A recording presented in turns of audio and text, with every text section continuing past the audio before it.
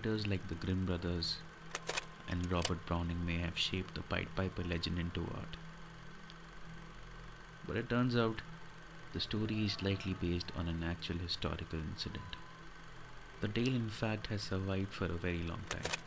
Originating as medieval folklore, the story inspired a Goethe verse, Der Rattenfänger, a Grimm brothers legend, the children of Hamelin, and one of Robert Browning's best known poems, the Pied Piper of Hamelin.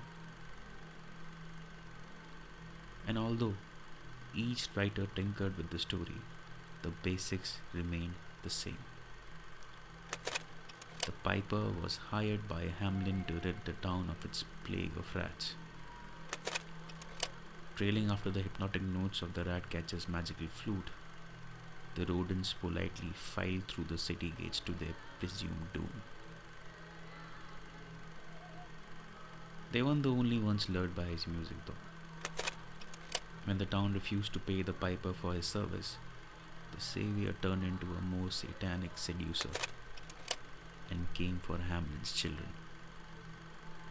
Entranced by the notes of his flute, the transfixed boys and girls followed the piper out of town and simply vanished. The proof is etched on Hamlin's face itself.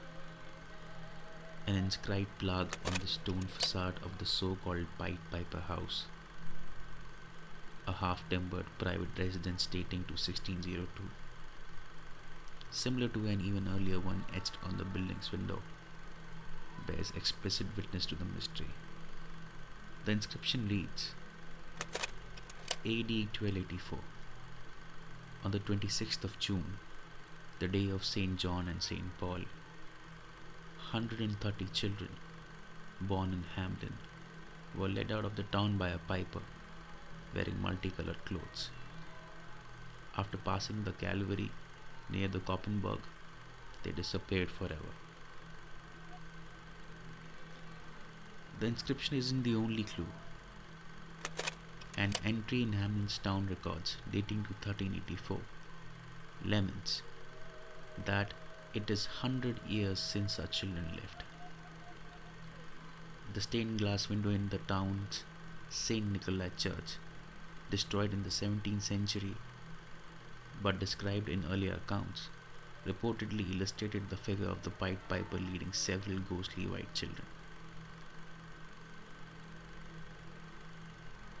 And the 15th century Lüneburg manuscript, an early German account of the event, along with 5 historical memory verses, some in Latin and others in Middle Low German, all refer to a similar story of 130 children or young people vanishing on the 26th of June 1284, following a Pied Piper to a place called Calvary or Koppen.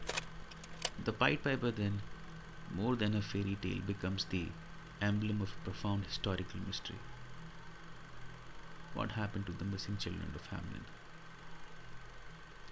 Still, the master seducer, the mesmerizing rat catcher, is now leading a whole new trail of entranced followers. This time, a conga line of historians, each taking their own deep dive into the question of what exactly transpired in Hamelin on the 26th of June 1284. In this scenario, the Pied Piper played the role of a so-called locator or recruiter. The theories are legion. According to Vip Kirima, project coordinator at the Hamelin Museum, who has been organizing a special exhibit that focuses on the global reach of the Pied Piper legend. One of the leading current theories suggests the town's youth were part of a migration of Germans to Eastern Europe fueled by an economic depression. In the scenario, Rima said, the Pied Piper played the role of a so-called locator or recruiter. They were responsible for organizing migrations to the east and were said to have worn colorful garments and played an instrument to attract the attention of possible settlers. While some historians believe that the youth emigrated to Transylvania, the German linguist Jürgen Rudolph's theory is most accepted. He suggests the region around Berlin as the most probable location, in an area that's now eastern Germany. Riemer said, and he backs up his theory by place name evidence. In fact, Rudolph found that the family names common in Hamelin at the time show up with surprising frequency in the areas of Uckmark and Pringitz near Berlin that he locates as the center of the migration.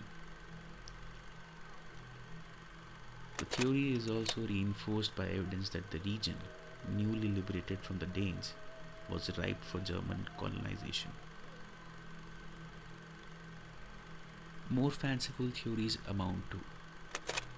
Some historians suggest the legend reflects a 13th century children's crusade, part of the wave of medieval crusades aimed at winning back the Holy Land. And some argue that the youth were lost to the Black Plague, though the dates don't match up. More intriguing is a theory that points to the medieval phenomena of dancing mania, driven by a succession of pandemics and natural disasters.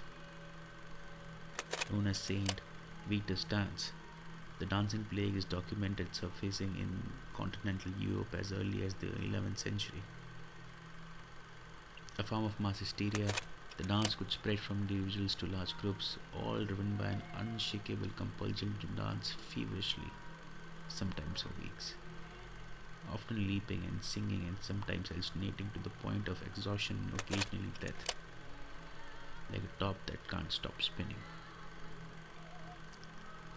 And in fact, one 13th century outbreak, a literal form of dance fever, occurred south of Hamelin in the town of Erfurt, where a group of youths were documented as wildly gyrating as they traveled out of town, ending up 20 kilometers away in a neighboring town.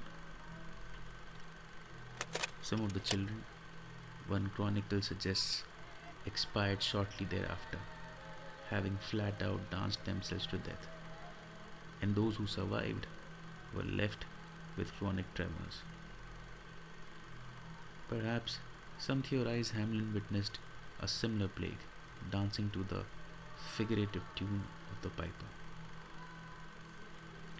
But all these theories neglect one specific key to the Hamelin mystery. They don't explain the very particular date cited for the loss of the children and the local sense of trauma. Riemer noted, did something happen that officials had been covering up? Something so traumatic that it was transmitted orally for so long in the town's collective memory over decades and even centuries. In fact, the date chronicled in all local documentation pinpoint 26 June as the day the children disappeared. The day is also the date of pagan midsummer celebrations.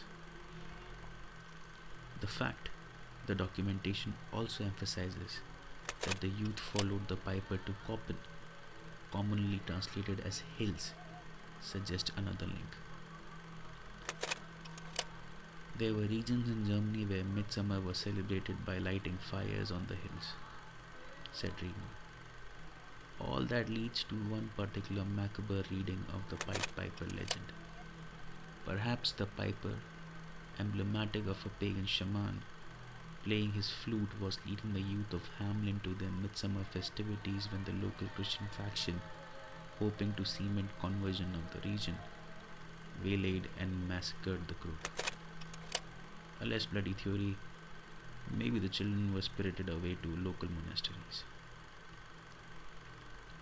In Hamelin, at the intersection of Osterstrasse and Bumliunstrasse, stands the Rattenfahren house, the rat catcher's house. It is a 5-story, heavy timbered, framed house with a stone masonry exterior. Facing Osterstrasse is a carved facade added in 1602 in the Renaissance style with an ornate stepped gable, though the wooden frame and original structure are much older. The house is next to the location of Hamelin's old medieval east gate, through which the piper led his procession. There is a beam in the house that bears the following inscription, which is most likely the first written account of the incident. believed to have been carved near the end of the 13th century. In the year 1284, on the day of John and Paul, the 26th of June, 130 children born in Hamelin were led away by a piper dressed in many colored clothes to cavalry close to the Koppen and were there lost. The Bunkul stars translate to the street without drums. Local tradition holds that no music is allowed on the street in memory of 130 youths that passed out of Hamelin on the street, never to return. Originally installed in Hamelin's St. Nikolai Market Church, this leaded glass pane no longer survives in its original form, but in a watercolor produced by Baron Augustine von Mossberg, a traveling historian, in 1592. The original stained glass was destroyed during renovation of the church in 1633, but it was originally commissioned and placed in the church between 1300 and 1314, just a handful of years after the piper led his fateful procession from Hamelin. While the watercolor can't be considered a primary source per se, like the Rattenfarnhaus inscription, there is little reason to doubt the veracity of the Baron's work, which is still preserved in the collections of the Schloss Museum in Sonderhaus in Germany. Gernot Husam, formerly the custodian of the Koppenbruck Museum near Hamelin, argues convincingly that the painting should be interpreted in accordance with the way medieval symbolic pictures were to be read. The left side of a picture accordingly portrays something sinister. This side is dominated by the figure of the Pied Piper. The right side indicates all that belongs to the right in the widest sense, the divinely appointed, the righteous. Here we see a typical Petri Fisher representing Saint Peter, the fisher of souls. In the middle, the focus of the picture, we see three stags, and as such, the visual representations of the three stags composing the coat of arms of the hereditary Counts von Spielberg in Koppenbruck, the three brothers Nicholas von Spielberg, Moritz and Hermann, the young stag without full-grown antlers, are traditionally identified as those who rid Hamelin of the young devotees of heathen midsummer rites practiced on the Koppenberg, which, as Gernot Husam has certified by reference to a document in the museum archive dating from 1013, was the Koppen, to which the earliest reports concerning the Pied Piper referred. Husam believes that the stained glass commission in the early years of the 14th century explains it all. Witnesses, grieving parents, whomever, wanted to make sure the culprit and their crime would never be forgotten. The von Spielberg brothers are at the center of it all. Now, there was a day when the sons of God came to present themselves before the Lord, and Satan also came among them, and the Lord said to Satan, "From where do you come?" So Satan answered the Lord and said, "From going to and fro on the earth and from walking back and forth on it." The Book of Job. Readers will remember that in the following verses of Job, he loses his children and all his servants and livestock in a series of savage and powerful displays, not only of man's cruelty but infernal wrath as well. The fire from heaven and hurricane force winds are perhaps unnecessary gesture, unless the devil wanted to make absolutely certain Job understood that the hedge of divine protection he and his family had been enjoying is definitely gone. Seductive notes on a pipe to lure unsuspecting youths out of town is far less spectacular. But like Job, the Hamler parents likely rent their clothes and tore out their hair in anguish, realizing only too late that the devil or his servants had lured away their precious children. Writing in 1556, Jobus Finclius created the first written account of the Pied Piper in Wunderzeichen. He considered the story of the Pied Piper to be true historical evidence of the devil's power and malice, which afforded a terrible example of God's wrath against sin. He is the first to explicitly state the infernal nature of the piper. As an aside, we should acknowledge that stealing children away, dispossessing them of life and their parents of their company, and scaring a community so deeply that we reference the event more than 700 years after the fact, are entirely within the realm of devil's established character. Modern historians don't take Finchley's interpretation seriously, but rather chalk it up to the climate of hysteria in the 16th century that saw a tumult of religious strife and literal witch hunting. How could he not see the hand of the devil? There were devils everywhere, right? Maybe not. Maybe the devil was in one specific place on the afternoon of June 26th, 1284.